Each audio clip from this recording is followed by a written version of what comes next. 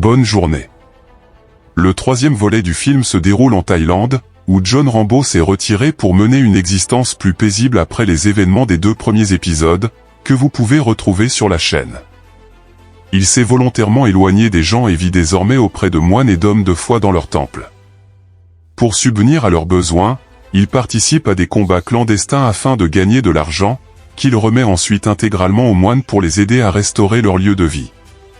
Pendant ce temps, le colonel Trotman et Robert Grigg arrivent à l'ambassade américaine en Thaïlande. Il parcourt le pays en montrant une photo de Rambo et interroge les habitants afin d'obtenir des informations sur lui. Après de longues recherches, ils finissent par découvrir où il se trouve. À ce moment-là, John entre dans un club de combat clandestin, monte sur le ring et fait face à son adversaire sous les regards de spectateurs qui placent leurs paris. Le combat débute et l'adversaire de Rambo est un homme immense et extrêmement puissant. Il frappe Rambo à plusieurs reprises et l'empoigne violemment. Il lui assène ensuite un coup d'une grande brutalité, continue de le frapper et parvient même à le dominer et à le maintenir. C'est à cet instant que Trotman et Grigg arrivent sur place.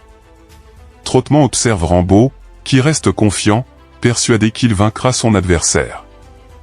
Rambo soulève alors son opposant et le projette violemment au sol. Le combattant se relève, mais Rambo l'attaque de nouveau, lui inflige des coups d'une violence extrême et le fait tomber une seconde fois. Il le provoque ensuite, attendant qu'il reprenne le combat. Comprenant la véritable force de Rambo, l'adversaire abandonne. Rambo remporte le combat, récupère l'argent gagné et quitte les lieux.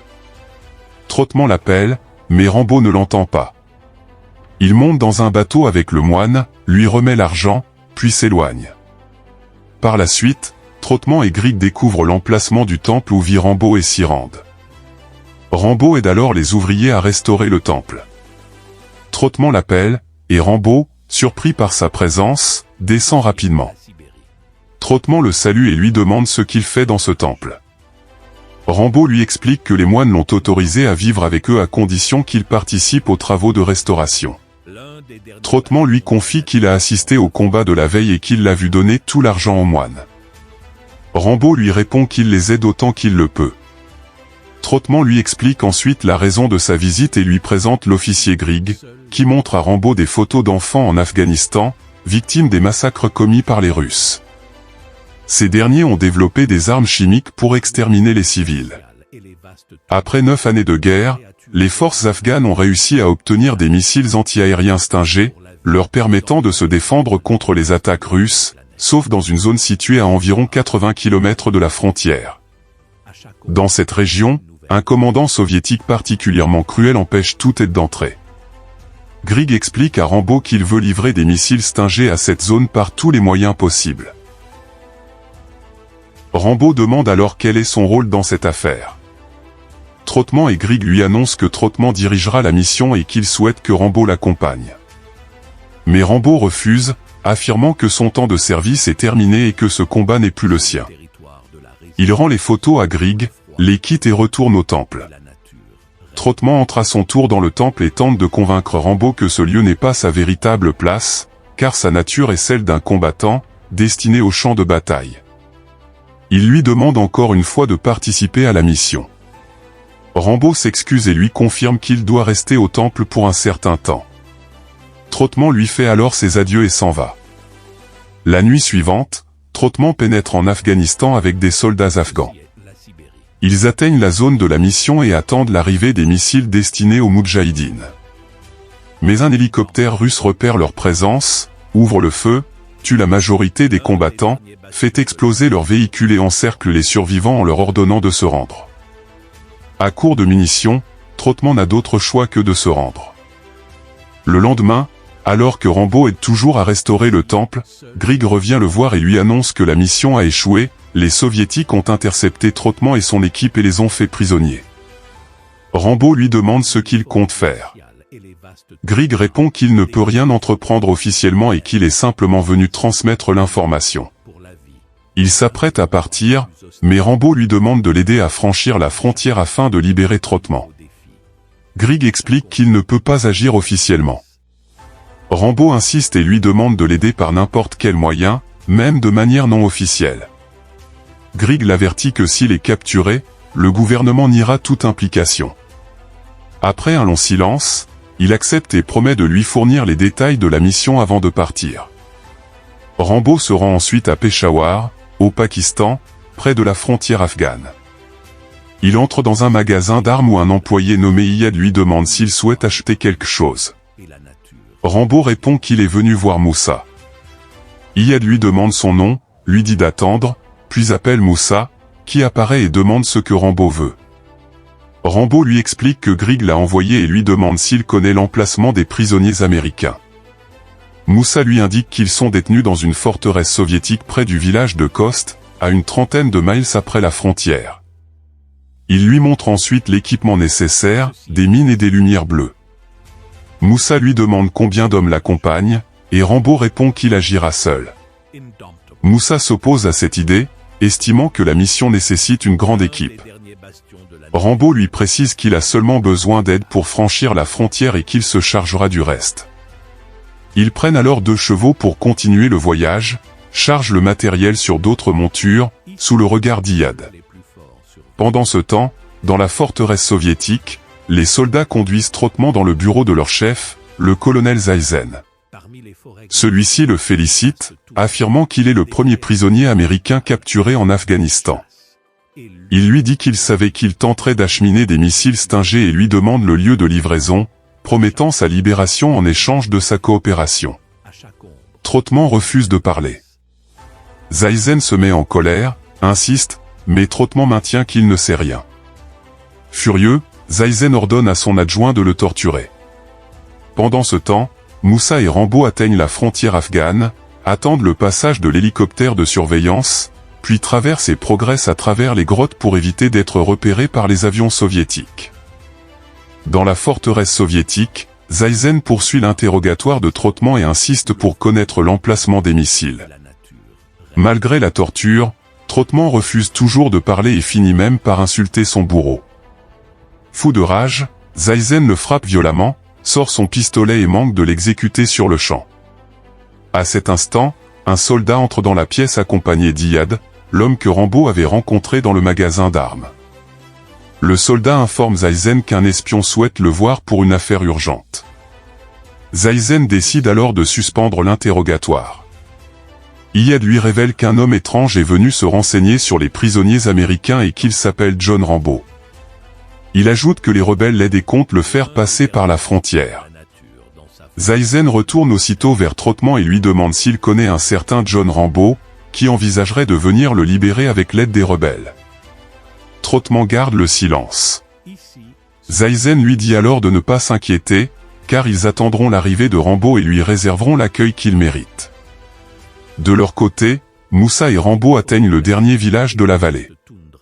Celui-ci est rempli de moudjahidines et de rebelles et constitue la dernière ligne de résistance face à l'occupation soviétique. Tous attendent l'arrivée des armes et des missiles qui leur permettront de se défendre. Moussa présente à Rambo un Russe nommé Yuri, installé dans le village. Il lui explique que beaucoup comme lui ont fui la Russie et rejoint les moudjahidines. Yuri connaît parfaitement la forteresse soviétique et pourra être d'une grande aide. Rambo s'assoit avec les chefs de la résistance et leur expose son plan, affirmant qu'il veut récupérer les prisonniers américains. Yuri dessine alors le plan de la forteresse et précise qu'elle comporte 4 tours de surveillance, chacune occupée par un garde. Il indique leur position ainsi que l'emplacement de la prison.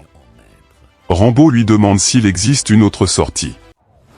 Yuri lui révèle l'existence d'un passage souterrain accessible par une ouverture d'égout, située à l'arrière de la forteresse, mais lui conseille de ne pas l'emprunter après l'évasion, car au-delà se trouve un champ de mines. Le chef de la résistance, Rehman, intervient et affirme que la mission est impossible.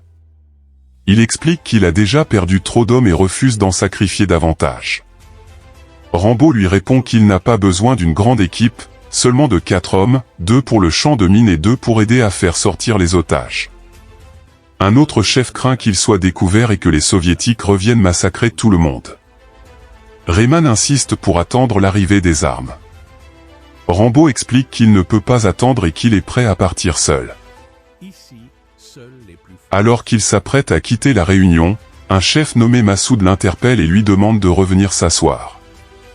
Massoud lui explique que le peuple afghan est fort et n'a jamais abandonné sa terre, mais que ses enfants meurent à cause des mines et des gaz toxiques. Il affirme que les soviétiques ont tué 6000 personnes l'année précédente, dont des femmes et des enfants, de manière atroce. Il déclare qu'ils ne peuvent plus tolérer cette agression et que leur devise est désormais la victoire ou la mort. Massoud ajoute que si le prisonnier libéré accepte de soutenir leur cause et de la faire connaître au monde, cela justifiera leur aide. Il demande du temps pour consulter les autres chefs. Rambo accepte et les remercie avant de partir. Moussa rassure Rambo en lui disant qu'une décision sera bientôt prise, mais Rambo insiste pour que l'infiltration ait lieu cette nuit même. Un jeune moudjahidine nommé Hamid s'approche alors et demande le nom de Rambo. Moussa explique que Hamid est un garçon courageux dont les parents ont été tués l'année précédente et dont le frère est mort dans la même forteresse. Hamid remarque le poignard de Rambo et lui demande de le voir. Il l'admire et souhaite le garder, mais Rambo refuse. Hamid lui demande ensuite de voir sa pierre porte-bonheur, mais Rambo refuse également. Moussa attire ensuite l'attention de Rambo sur un groupe d'hommes à cheval et lui explique qu'il s'agit de leur sport national, un jeu vieux de 3000 ans. Le but est d'atteindre la ligne d'arrivée. Moussa invite Rambo à participer en signe de bienvenue. Rambo accepte et demande les règles. Moussa lui explique qu'un mouton est utilisé et que les joueurs doivent se battre pour s'en emparer et le jeter dans un cercle à la fin de l'arène. Rambo monte à cheval avec les autres, le mouton est placé au centre et le jeu commence. Un homme s'empare du mouton, les autres le poursuivent et se disputent. Le mouton tombe, Rambo le ramasse et fonce jusqu'au bout de l'arène. Il finit par gagner. À cet instant précis, 2 avions soviétiques surgissent, dont l'un piloté par Zaizen. Ils ouvrent le feu et bombardent le village, tuant de nombreux moudjahidines et habitants. Rambo s'enfuit à toute vitesse, descend de cheval et se cache. Il aperçoit une mitrailleuse abandonnée près de soldats projetés par l'explosion. Il s'en empare, vise un hélicoptère et tire, provoquant son explosion. Zaizen, furieux, tente de le repérer, mais Rambo a déjà disparu. Zaizen est contraint de retourner à la forteresse après avoir détruit le village. Massoud annonce à Rambo qu'ils vont se replier et faire sortir les survivants par la frontière.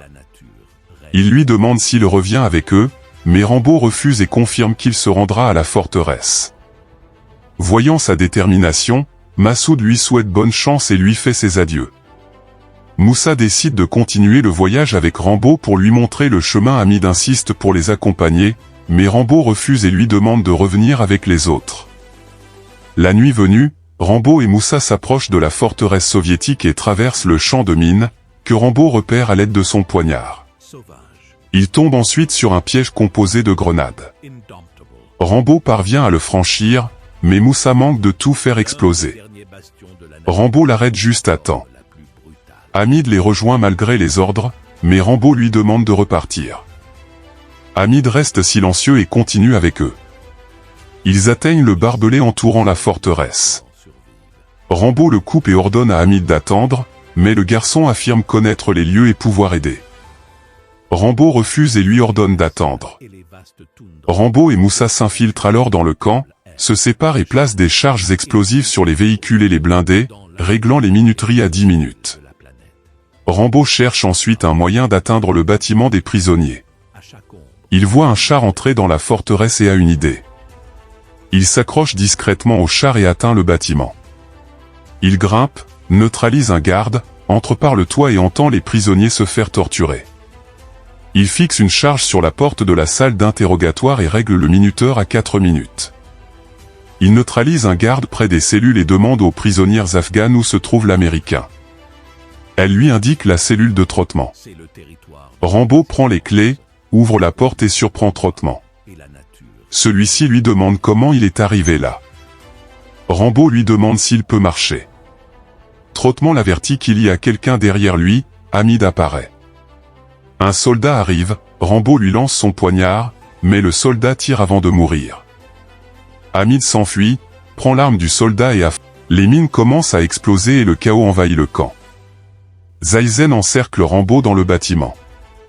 Rambo abat de nombreux soldats. Zaizen blesse Hamid à la jambe. Rambo fait exploser la porte, porte Hamid et s'échappe avec Moussa par l'ouverture d'égout indiquée par Yuri. Il fuit dans le tunnel, poursuivi par les soldats. Rambo découvre une grille bloquant la sortie. Il prépare un piège avec une charge réglée à 30 secondes et demande à Moussa de se cacher avec Hamid. Une roquette est tirée, Rambo plonge sous l'eau, la grille explose, et il élimine les soldats. La charge explose ensuite, bloquant le passage. Rambo arrache la grille et s'échappe. À la sortie, un moudjahidine leur apporte les chevaux. Moussa part avec Hamid, mais ils sont repérés et un combattant est tué. Rambo fait exploser un véhicule à l'entrée de la forteresse, bloque les blindés, puis s'enfuit à cheval. Zaizen, furieux, jure de retrouver Rambo à l'aube et de le torturer. Trottement lui répond que Rambo viendra à lui de lui-même. Pendant ce temps, Rambo, Moussa et Hamid se cachent dans une grotte. Rambo soigne la blessure de Hamid. Moussa veut partir avec eux, mais Rambo insiste pour finir la mission. Il donne sa pierre porte-bonheur à Hamid, puis Moussa et le garçon partent. Rambo se soigne seul et cautérise sa blessure. À l'aube, les soviétiques lancent une vaste recherche. Rambo retourne à la forteresse, élimine des gardes, libère les otages afghans et tente de s'emparer d'un hélicoptère. Zaizen intervient, l'hélicoptère est touché et s'écrase. Rambo ordonne aux prisonniers de fuir. Zaizen lance la poursuite. Rambo et Trottement se cachent, affrontent les soldats, posent des pièges et les éliminent un à un. Les rebelles afghans arrivent en renfort et attaquent les forces soviétiques. Rambo combat aux côtés des rebelles, détruit un char et affronte Zaizen dans un duel final. Les deux se percutent dans une explosion, Zaizen meurt, Rambo survit. Après la victoire, les rebelles offrent un véhicule pour franchir la frontière. Moussa et Hamid font leurs adieux à Rambo. Hamid garde la pierre porte-bonheur. Rambo refuse de rester et les quitte définitivement.